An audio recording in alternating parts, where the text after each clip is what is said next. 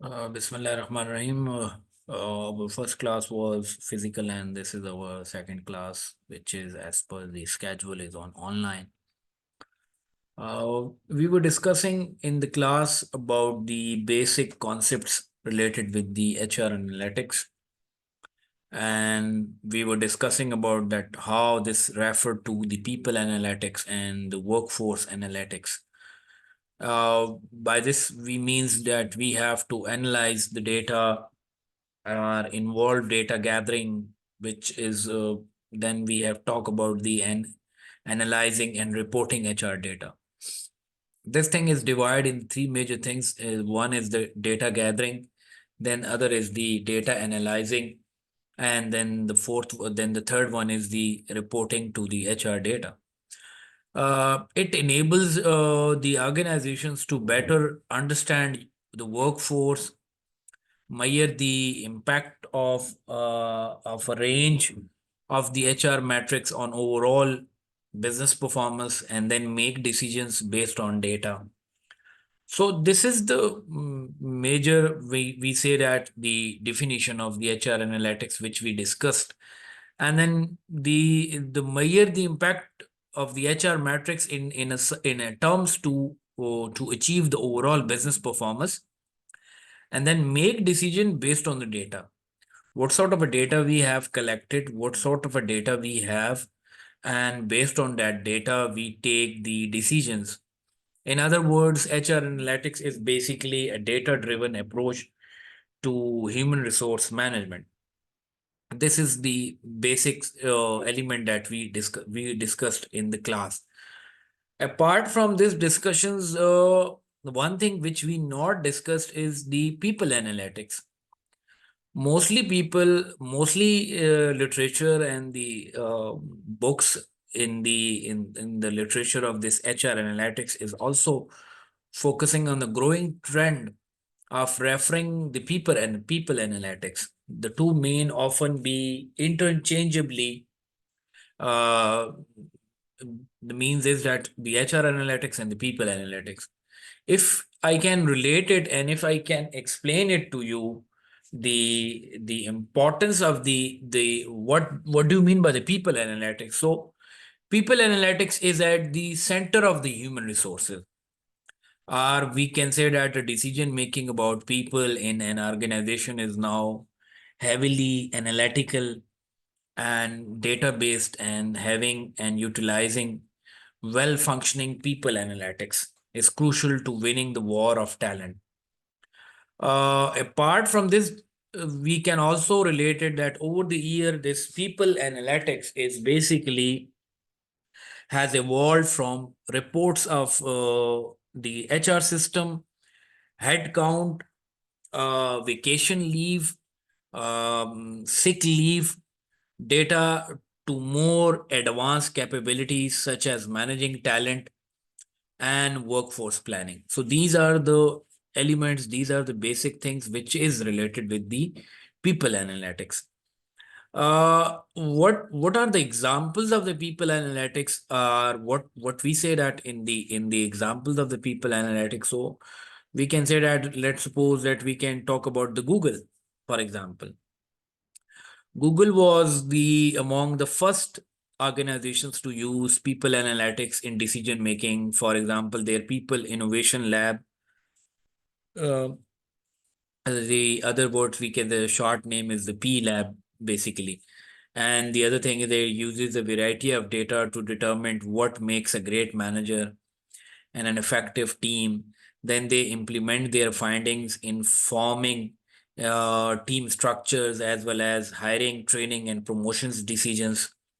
So these are the procedures that the Google are using as far as their HR analytics is concerned. Then the other thing is that the NASA is also in an organization such as NASA, where specific data science skills are needed, and knowledge is constantly shifting as technology advances. They talk about the finding talent that fits is a challenging task. NASA is basically creates a knowledge graph which shows the relationship between people skills and projects. This is a very important thing that NASA created in terms of the knowledge graph. Then these graphs also allow NASA to identify the specific skills, knowledge, abilities, and technology within a work role, then translate those to and imply their projects and training. So these are the points which is related with the with some of the organization who are actually currently using people analytics, and what utilization they are getting from the people analytics. Then we can also explain it in terms of the example. So we can say that with implied training, a place of knowledge must be learned. This requires the skills to be developed, and to acquire that skill, certain exercises or tasks must be carried out that enable the employee to become proficient in that skill, or you can say that skills, number of skills, you can say that. This gives the NASA to identify the overall, or in other terms you can say the DNA of an occupation, gives employees a chance to develop or change careers and help NASA to better align its people across the organization. So these are some of the explanation which is related with the people analytics. So what we discussed in the class is it about HR analytics, and we talk about the HR analytics. But nowadays people are also talking about the people analytics. So I thought I can also explain to you the importance of the HR analytics, the people analytics.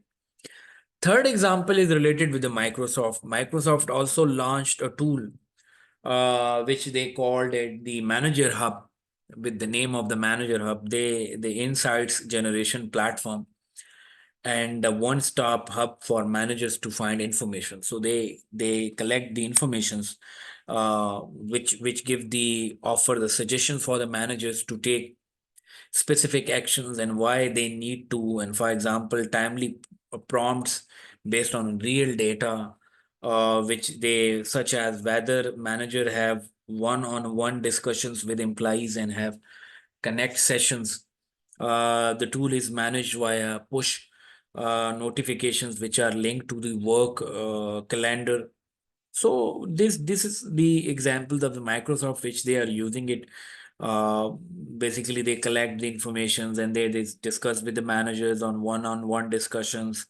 They connect the sessions, and these are the tools which basically give the pop-up notifications and are linked to the work calendar. This is applicable if the organizations here in Pakistan can apply it. So this is very much applicable, which we are also discussing in the class. In the last week, we also discussed these are some of the aspects. But now I thought that I can also explain it to you.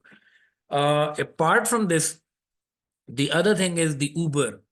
Uber is also successfully enabled people managers with the people analytics, which resulted in greater employee engagement and improved business outcomes. The company achieved this in three steps. Number one thing is that what they did is the Uber ensured that the right people could access the necessary data. This is very important. This is very important when we're talking about analytics. So in the frame of the analytics, this is very necessarily that what sort of the data is the people have and access, and what sort of the dashboard we are extracting. They empowered managers to have access to their people analytics solutions, not just HR. Second, the HR team took a user oriented approach by asking leaders what they needed and then designed their people analytics solutions around that. Finally, Uber optimized their employee dashboard to provide clear insights into a specific question. They removed all unnecessary visuals and dashboards, making it simple for anyone to interpret and decide. Before, managers at Uber, we can talk about, would have a 2 week turnaround time for talent decisions because they had to go via HR. However, with real time data available, they could, you can say that, make a good decisions and improve the effectiveness. So these are the examples which is related with the, you can say that the related with the people analytics. Now, coming to this slide is basically when we talk about the descriptives. So descriptive, by descriptive we means we are discussing that how much the traditional HR metrics are largely efficiency metrics, turnover rate, time to fill, cost of hire, number hired and trained, etc. The primary focus here is on cost reduction and process improvement. Descriptive HR analytics reveal and describe relationships and current and historical data patterns. This is the foundation of the analytics effort, and it includes, for example, a dashboard and scorecards, workforce segmentation, data mining for basic patterns, and periodic reports. So we basically use it when we talk about these things. So we basically, what we are saying it, the HR analytics is basically giving uh have a room, or allow the HR professionals in terms to make in some of the create strategies and inform decision in such a manner which ultimately give benefits to employee. And the ultimate goal is to get organizational support with the organizational goals, which can have an impact on organizational performance, which can lead to the 25%, because we are talking about a cost of hire, we're talking about a number of hired, and then we can also talk about that 25%, yeah, whatsoever the percentage is, 25%, 30%, or whatsoever you can say that rise in the business productivity, 50% decrease in attrition rates, and the 80% increase in recruiting efficiency. I can discuss the attrition rates. We have also an exercise on the attrition rates. So we will do it on the class, but we have an attrition rates exercise, which is we will be do it on the Excel. So I have given you a glance idea about the Excel sheets, which we discussed in the last class also. Then the other thing is the predictive and an analysis. Predictive analysis covers a variety of techniques, that is statistics, modeling, and data mining, that use current and historical facts that make predictions about the future. It's about probabilities and potential impact. It involves, for example, models used for increasing the probability of selecting the right people to hire, train, and promote. These are the things which is related with the predictive. Then the third thing is the prescriptive. So the prescriptive analytics goes beyond predictions and outlines decisions, options, and workforce optimization. This actually gives the workforce optimization, and with the tools, with the analysis, we can go for the work optimization, and we can also go for the trend analysis. For instance, you can say that you can go for the turnover rate in the organization. It used to analyze complex data to predict outcomes, provide decision options, and show alternative business impacts. It involves, for example, models used for understanding how alternative learning investments impact the bottom line, rare in the HR. So these are the things which is related with the prescriptive. Analytic capabilities is data can be viewed two ways, structured and unstructured. A structured data is similar to financial data, and an unstructured data is typically is economic or less tangible. These are the debate, these are the discussions we can talk about the in terms of the HR analytics. In other terms, in other apart from these discussions, in the past century, human resource management has made a dramatic shift, and from an operational discipline to a more strategic one. The popularity of using the phrase strategic human resource management exemplifies that the data-driven approach that characterize HR analytics is in line with this development. And the other thing is when we're talking about, so we talk about the analytics is basically enables HR professionals to make a data-driven decisions instead of relying solely on the instinct and opinions. Basically, what I means is to the analytics is basically helps the effectiveness of HR policies and interventions. These are the two basic things we are going towards the are moving towards to the things which are we are talking about nowadays. The buzzword is the analytics. So this gives the importance to this. Then in 19, if you recall the transformation of the HR, so this is a very important thing. How HR developed and how HR has developed. So in 1900s, the HR was operational HR. We were talking about operational activities and all things that related with the operations. In Pakistan, there are so many organizations who still believe in the operational HR. Although nowadays, in this era of 21st century, we call it a data driven HR. But nowadays, still in Pakistan, most of the organizations still believed in operational HR, although that was in the previous era of a 1900s. In 2000 is mostly based on the strategic HR. 2000s, in the 2000s era, that was a time where we were talking about the HR as a strategic partner. If you people remember it, if you studied the basics, recent literature on the HR books, so you have an idea about the strategic HR. Or we talk it in an example that we can relate it with the strategic objects of strategic aspects of the organization, and then we relate it with the outcomes of the organization. So that is truly a strategic HR. Uh, what we explain it in the descriptive HR analytics in the first one. So you can relate it the annual employee turnover rate. Here we can count it the historical data, and based on the historical data, you can find out some to occur during a specific time period. You relate it. So in that case, the annual employee turnover rate. When we're talking about the predictive, so specifically in a predictive HR analytics, we can talk about exploring a recruitment data to discover the key attributes of an ideal candidate for a particular position.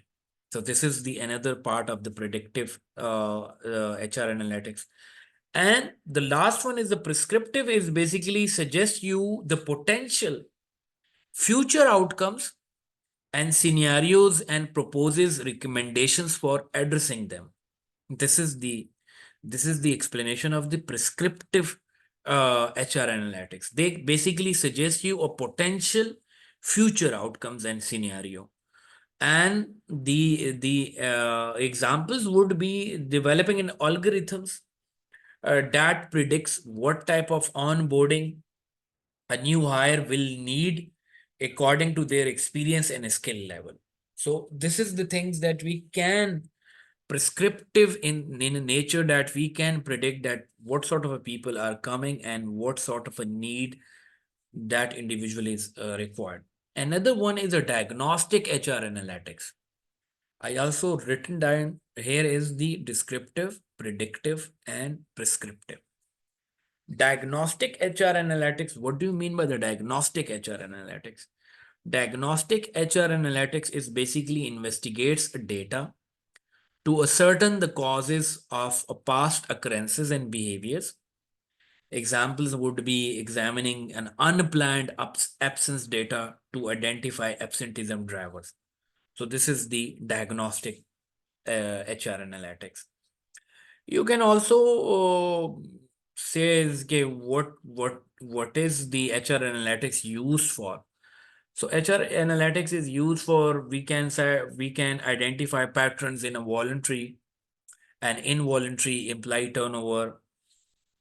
We can assess the recruitment effort through candidate and process data, evaluating talent management effectiveness with metrics such as engagement and absenteeism rates.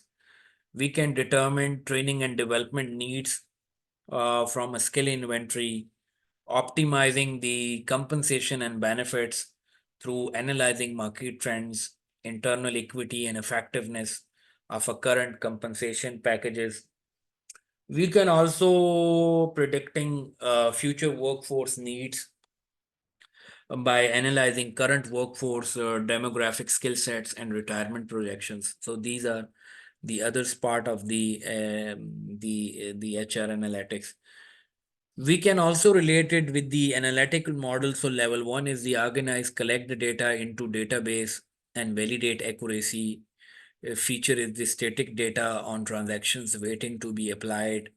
Benefits is to solve the basic problems of analytics data availability. Level two would be the display that when once you organize the data to statistically transactions and you applied it according to the need and according to the requirements, then you go for the display that what display is to show data by category looking for apparent connections and trends, not predictive.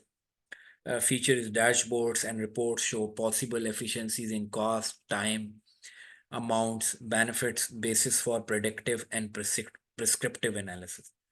So these are some of the explanation which is we are talking about analytic model, and this is the relations with the importance of the analytical model elements. Then the one thing is the level three is to relate, look for impactful external and internal forces affecting the organization. We talk about the feature is to show effects of interactions among human, structural, and relational data. The benefits is the points to opportunities for simple performance improvements. Then level four is to model, design predictive experiment to connect people, policies, processes, and performance. Feature is basically we what is the feature is to describe expected pattern of relationships to uncover relations correlations and causation. We can do it once we proceed with the earlier level. And the fourth one is to uncover the correlation and the causation. What are the benefit is the testable hypothesis for understanding complex interactions and interdependencies. Fifth level is to evaluate, apply statistical or other methodology to validate the predictive models validity and utility. Feature is to records economic and financial values obtained. Benefits is to show top line and bottom line changes that increase all shareholders value. These are the things we talk about. Then internal and external forces is to drivers of the external slow economy, tech labor shortage, technology advances is customer complaints, new competitors, products, government acts, which relate with the organizational capital responses, the human reduced workforce, new skills needed, increased training, focus on service, inform employees, uh, in new benefits regulations. We talk about the structural sell off real estate, shift management style, invest in a new equipment, remodel stores, accelerate the R&D, go green. These are the points which is related with the structural. And then the relational is basically retain customers, find a new applicant resources, rebuild vendor relations, improve retention, increase speed to market, lobby legislature. So these are the points is related with the internal and external. And the last one is when we're talking about so the new company vision, leadership gap, culture, brand, finances. These are the points which is the human part is basically linked with the employees to accelerate development, begin transformation, defined from for employees wage freeze. Actually, when we're talking about the HR analytics, is actually engaging. We are talking about the enables the HR to make better decisions that impact employees and the organization using the evidence data reveals, you can say that. The second important point when you're talking about the analytics, and when we're talking about organizational and capital responses in terms of the human, the second important point is to uncover and remedy inefficiencies to improve employee and organizational productivity and reduce cost. This is the basic requirement, this is the basic essence of the HR analytics. Third thing is that we talk about the create a business case for HR interventions, evaluate the effectiveness of HR interventions and people policies, and assess and strengthen the, basically one of the things we are talking about is nowadays is DEIB reports or DEIB efforts basically. What is the DEIB is basically mean is the diversity, equity, inclusion, and belonging at a workforce. This is a very important thing which we call it nowadays is known as DEIB. This is very important thing. I give you an assignment on this. You write down at least one page on DEIB and explain it to me in one page or at least for two page, rather for one page, at least two page, and explain it. What do you mean by the DEIB? As I already explained it to you, diversity, equity, inclusion, and belonging, which is known as DEIB. This is the latest trend for the long-term success and growth of a company. But you can also search out and you can also find out and you can relate it to me. You can search out through by Google and you will find out the meanings of these things and you can get it the better idea about this area. What do you mean by this and what is basically the focus of these things. So when we then afterwards we will discuss it at least. Other thing which data driven decision making in HR is basically we can talk about the demographics, we can talk about the pay, we can talk about engagement, we can talk about performance, we can talk about assessments. These are all the elements which is related with the uh, HR analytics. Then we talk about that how employee attrition at Under Armour. We can say that how can we reduce the elements of the that how much the peoples can work in the organization and the turnover ratio can reduce and how we reduce it. This is also another thing.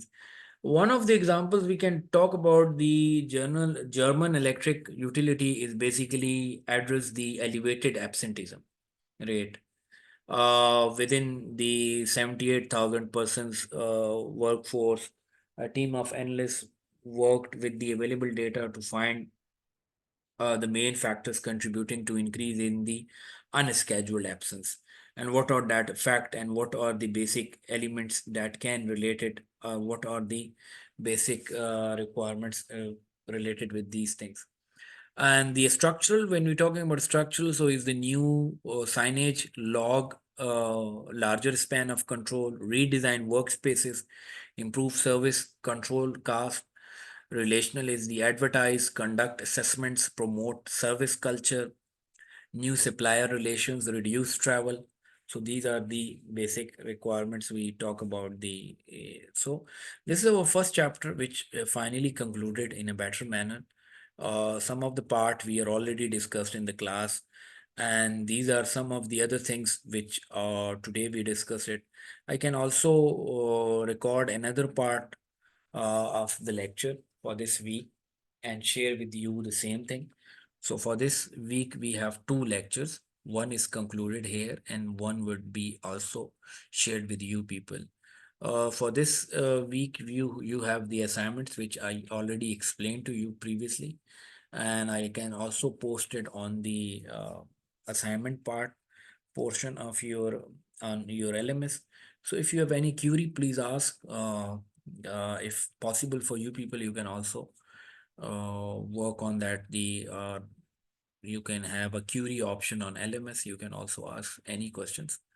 My WhatsApp is available with few of the people, but you can also approach to me through my email ID, which is ZUNNOORAIN at the rate um, double N. When you're talking about double N, so KHANN at the rate gmail.com. So you can contact me at the through email me, and then we can discuss it, any question, any query. Thank you very much. Thank you very much. Have safe time and have same remember me in prayers.